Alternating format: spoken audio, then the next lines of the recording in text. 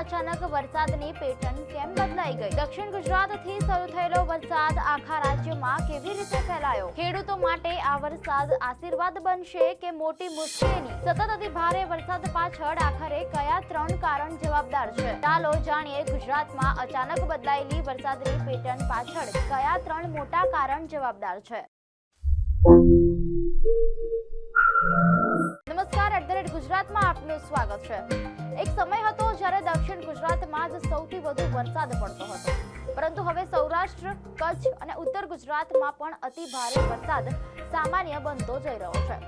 રાજ્યના અનેક વિસ્તારોમાં રસ્તાઓ નદીમાં ફેરવાઈ રહ્યા છે, શહેરો પાણીમાં ગરકાવ થઈ રહ્યા છે અને ખેડૂતો પણ ભારે ચિંતામાં છે. આખરે ગુજરાતમાં વરસાદનું સ્વરૂપ આટલું બદલાયું કેમ? શું તેની પાછળ માત્ર લો પ્રેશર જવાબદાર છે કે પછી ગરમ થતો અરબી સમુદ્ર, શિયર ઝોન અને ક્લાઇમેટ ચેન્જ જેવા પરિબળો પણ કારણભૂત છે? ચાલો જાણીએ. દર્શક મિત્રો, ગુજરાતમાં છેલ્લા કેટલાક દિવસોથી ચોમાસું જોરદાર જામ્યું છે. શરૂઆતમાં દક્ષિણ ગુજરાતમાં જ વરસાદનું જોર જોવા મળ્યું હતું, પરંતુ હવે સૌરાષ્ટ્ર, કચ્છ અને ઉત્તર ગુજરાત સહિત રાજ્યના મોટા ભાગના વિસ્તારોમાં ધોધમાર વરસાદ વરસી રહ્યો છે.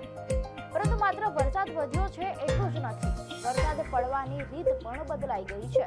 પહેલા સતત 3 થી 4 દિવસ સુધી મધ્યમ વરસાદ પડતો હતો, જેના કારણે પાણી ધીમે ધીમે જમીનમાં ઉતરતું હતું.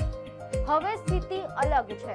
ઘણા વિસ્તારોમાં થોડા જ કલાકોમાં મહિનાભર જેટલો વરસાદ વરસી જાય છે અને ત્યારબાદ ઘણા દિવસો સુધી વિરામ રહે છે. એટલે હવે પ્રશ્ન માત્ર વરસાદના પ્રમાણનો નથી, પરંતુ તેની તીવ્રતા અને સમયગાળાનો પણ છે. અનેક જિલ્લાઓમાં ભારેથી અતિ ભારે વરસાદ નોંધાતા જનજીવન અસ્તવ્યસ્ત બની ગયું છે. અનેક શહેરોમાં પાણી ભરાયા છે, રસ્તાઓ બંધ થયા છે અને હજુ પણ હવામાન વિભાગે આગામી દિવસોમાં રાજ્યના મોટા ભાગના વિસ્તારોમાં ભારે વરસાદની આગાહી કરી છે. પરંતુ સૌથી મોટો સવાલ એ છે કે છેલ્લા 10 થી 15 વર્ષમાં ગુજરાતમાં વરસાદની પેટર્નમાં આટલો મોટો બદલાવ કેમ આવ્યો?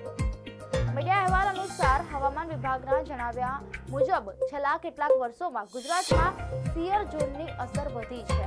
વર્ષ 2017, 2019, 2021, 2023, 2024 અને હવે 2026માં શિયર ઝોનના કારણે રાજ્યના અનેક વિસ્તારોમાં અતિ ભારે વરસાદ નોંધાયો છે.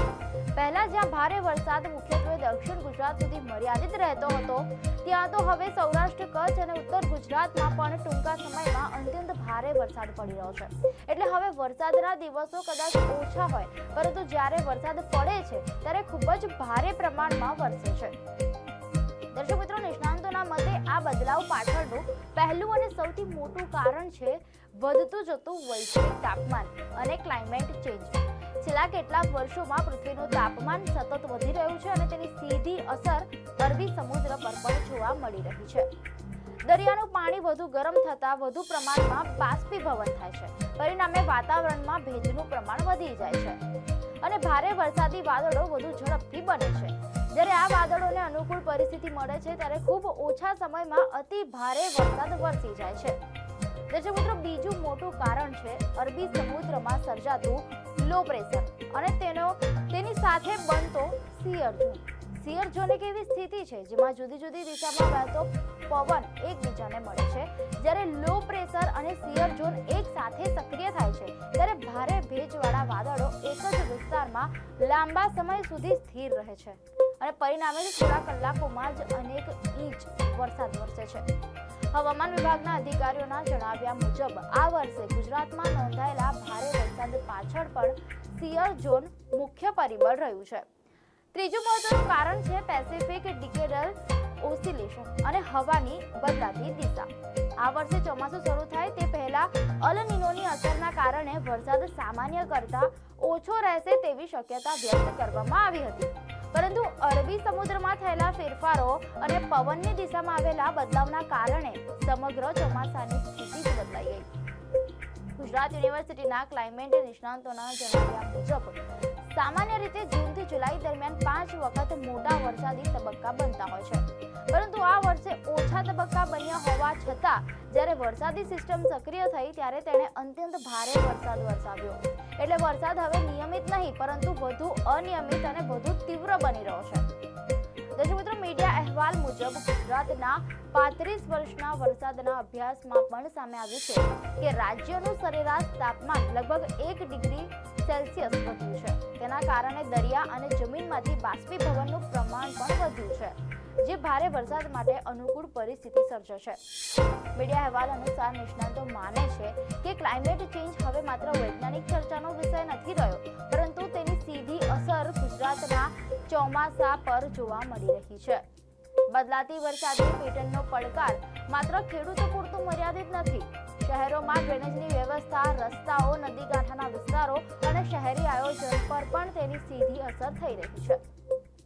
ટૂંકા સમયમાં પડતો અતિ ભારે વરસાદ શહેરોની પાણી નિકાલ વ્યવસ્થાની કસોટી કરી રહ્યો છે, જેના કારણે પાણી ભરાવાની ઘટનાઓ વધુ જોવા મળી રહી છે.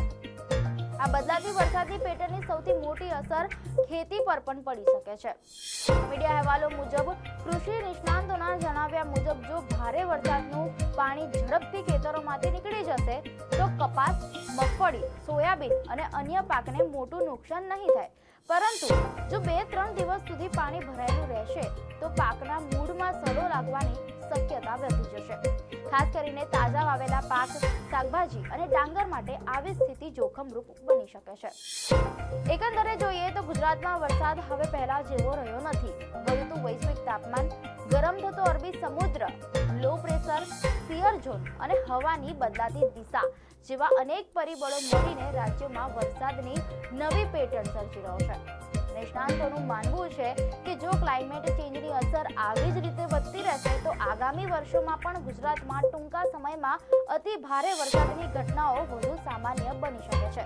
એટલે હવે બદલાતા હવામાનને સમજવાની સાથે તેની સામે તૈયારી રાખવી પણ એટલી જ જરૂરી બની ગઈ છે. દર્શક મિત્રો, આપને માહિતી સારી લાગી હોય તો વિડીયોને લાઈક અને શેર કરજો, ચેનલને સબસ્ક્રાઇબ કરજો.